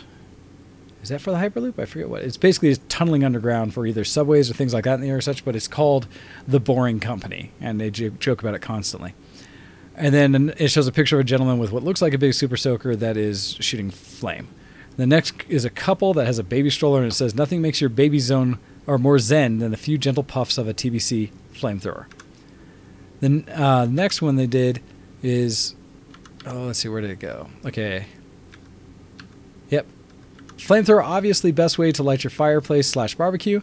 No more need to use a dainty, quote, match to ignite. If no wood, just drop your flamethrower in fireplace. It will generate way more warmth than a quaint pile of logs. Nice.